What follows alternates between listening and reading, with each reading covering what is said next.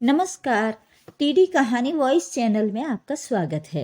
हमारी आज की कहानी का नाम है अधूरी बारात। बारात खाली लौट चुकी थी। शादी के मेहमान भी सारे लौट चुके थे। इस बार शादी दहेज के लिए नहीं, लड़की के सांवलेपन की वजह से टूटी थी।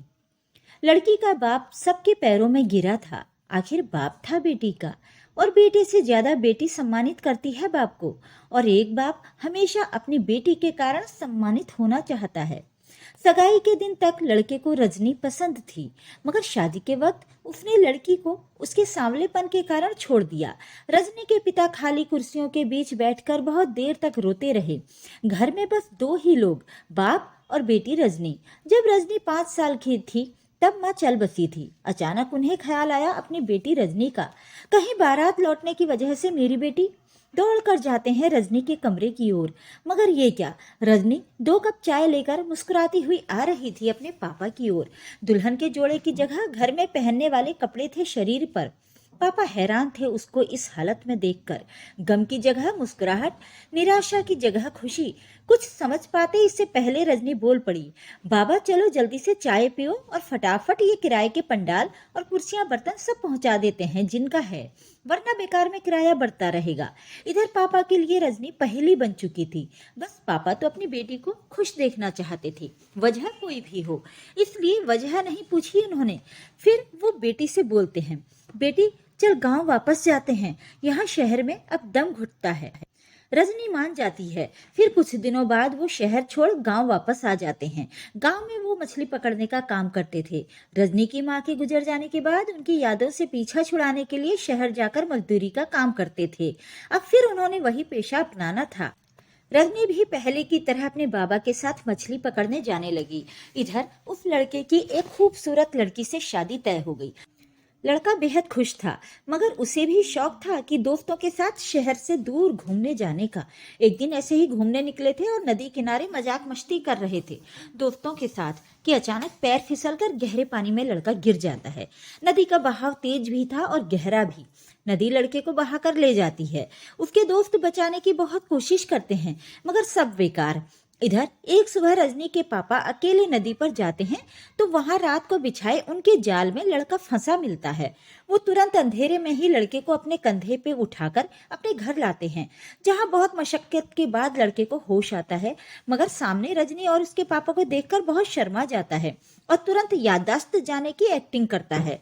पापा ने रजनी से कहा, बेटी लड़के को कुछ पता नहीं, शायद अपनी याददाश्त खो चुका है और इसे कुछ चोटें भी आई हैं, मैं इसको शहर पहुंचा देता हूँ। रजनी मना करती है, रहने दीजिए 2-4 दिन पापा, जब घाव भर जाएंगे तब छोड़ देना। पापा ने रजनी से पूछा, तू जानती है ये कौन है? रजनी मुस्कुराकर अपने बाबा से लिपट कर कहती है, क्यों नहीं बाबा, जानती हूँ, मगर वो पुरानी बातें हैं जो बीत चुकी हैं। अब नया ये है कि इनके घाव का इलाज किया जाए। वैसे भी इन्हें अब सांवलेपन से कोई दिक्कत नहीं होनी चाहिए, क्योंकि ये अपनी याददाश्त खो चुके हैं। ये हमारे घर आए घायल मेहमान है, इसलिए इन्हें पूरी तरह ठीक करना हमारा धर्म है। मगर रजनी के पापा ने मुस्कुराहट के बीच भी बेटी की पलकों पर कुछ नमी महसूस जरूर की थी। इधर लड़का सारी बातें सुन लेता है। वो बेहद हैरान था इस वक्त। लड़के का इलाज शुरू होता है। इधर हर समय रजनी लड़के की देखभाल करती है।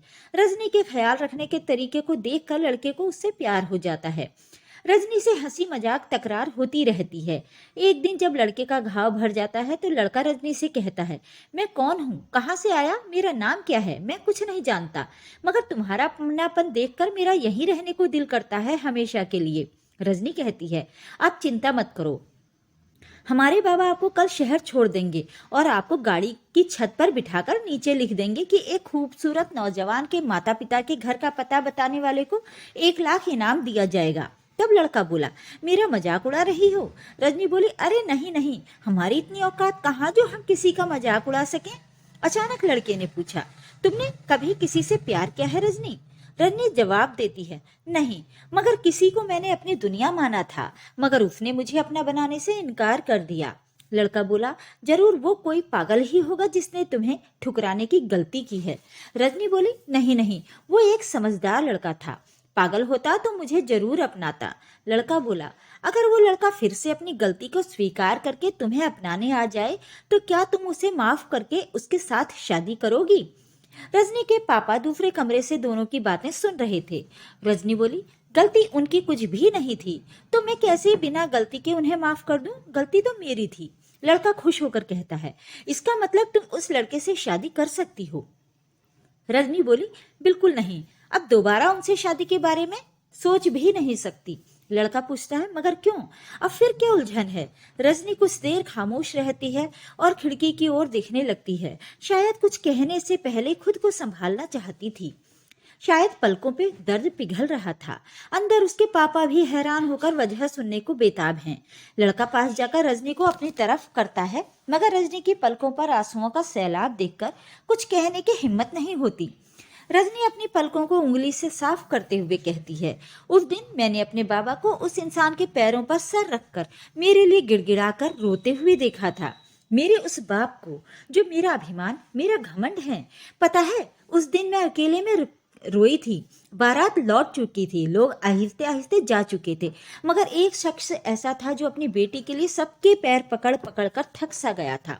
वो सिर्फ अकेला बैठा था अपनी तकदीर पर रोने के लिए। मैं खिड़की से बहुत देर तक मेरे उस बेबस बाबा को नम आंखों से देखती रही, जो मेरा सब कुछ था।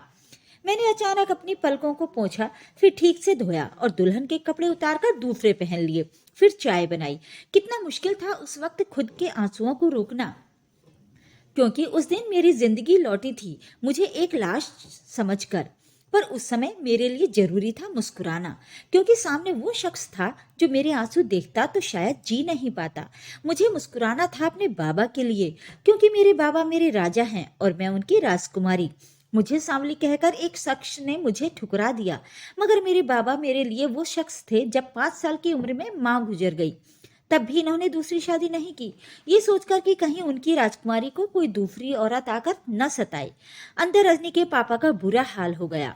पहली बार वो अपनी बेटी के मुंह से उस दर्द की कहानी सुन रहे थे, जिस दर्द को बाप की खातिर झूठी मुस्कान की चादर से बेटी ने ढक कर रखा था। बेटी के दर्द ने मोम की तरह पिघला के रख दिया।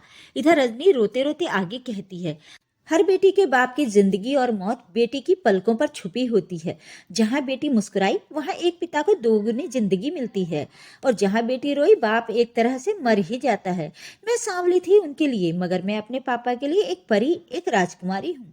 मेरे पापा ने उस शहर को ठोकर मार दी जहाँ उनकी राजकुमारी का अपमान हुआ था। अब आप ही सोचो, कैसे शादी कर लूं दोबारा उस शख्स से जिसने मेरे खुदा को अपने कदमों में झुकाया हो। माना कि सांवली हूं मैं, मगर हूं तो एक बेटी ही। लड़का पलकें झुकाए सुनता रहा। सर उठाया तो वो भी रो रहा था, एक सांवली लड़की के दर्द को सुनकर। लड़के को कुछ नहीं सूझा तो अपने आप एक हाथ उठाकर रजनी को सैल्यूट कर बैठा और धीमे से कहा, क्या मैं तुम्हें एक बार गले से लगा सकता हूँ? रजनी कुछ नहीं कहती, मगर लड़का तुरंत रजनी से गले लगकर बस इतना ही कहता है, भगवान करे मुझे एक सांवली लड़की मिले, अरदास है मेरी कि मुझे तुम ही मिलो। फिर रजनी को उसी हालत में छोड़कर रजनी के पिता के कमरे में आता है, जहां रजनी के पिता बैठकर रो रहे थे। लड़के को देखकर अचानक खड़े हो जाते हैं, मगर तब तक लड़का उनके पैरों में गिरकर माफी मांगता है और खड़े होकर कहता है, मेरी याददाश्त बिल्कुल ठीक है, मगर आप ये बात रजनी को मत बताना, वरना ये गुनाह पहले गुनाह से बड़ा होगा। शायद मेरी याददाश्त उस वक्त गई थी जब मैंने रजनी को ठुकराया था और आपको झुकाया था। मैं कोई सफाई नहीं दूंगा। हाँ, मैंने गुनाह किया है, मगर मुझे कोई सजा तो दे। कहते कहते लड़का रोने लगता है। मुझे मेरे गुनाहों की सजा के रूप में रजनी दे दीजिए। मुझे आपकी परी चाहिए, आपकी राजकुमारी चाहिए। मैं इंतजार करूंगा कि कब मेरे गुनाहों की पैरवी होती है। उस दिन जज भी रजनी होगी और वकील भी रजनी। सजा दे या रिहा करे, मैं बस उसका ही हूँ। इतना कहकर लड़का कहता है, बाबा अब आज्ञा दीजिए, मैं चलता हूँ। एक दिन और यहाँ रहा तो मैं जी नहीं सकूंगा रजनी का गुनहगार बनके। लड़का निकल जाता है। रजनी दूर तक उसे जाते देखती रहती है, मगर पलकों में एक उम्मीद की नमी थी उसके वापस आने की, क्योंकि रजनी लड़के और अपने बाबा की बातें सुन चुकी थी। फिर बाबा उसे समझाते हैं, रजनी तू एक बार और सोच ले, क्योंकि वो पश्चाताप की आग में जल रहा है। तेरी खुशी किसमें है पता नहीं, मगर मेरी खुशी तो तू है। और तेरे बाबा का दिल कहता है कि चल फिर तुझे सजा दो दुल्हन के रूप में उसी लड़के के साथ जिसने तुझे सांवली कहा था। रजनी अपने बाबा के गले लगकर कहती है, बाबा मैं तो बस आपको खुश देखना चाहती हूँ, मगर जिस दिन आपको दुखी देखा मैं उस दिन टूट जाऊंगी। इधर रजनी बाबा की खुशी में तैयार हो जाती है। उधर लड़का अपने माँ बाप को लाता है। लड़का जिद करता है कि शादी शहर में हो, उसी घर में हो जहाँ से मैंने मेरी सांवली को ठुकराया था। इसके बाद दोनों की शादी हो गई। अगर आपको आज की हमारी कहानी पसंद आई तो वीडियो को लाइक, शेयर और कमेंट कीजिए। ऐसी ही पारिवारिक और दिल को छू लेने वाली कहानियाँ सुनने के लिए मेरे चैनल को सब्सक्राइब जरूर कर लीजिए। धन्यवाद।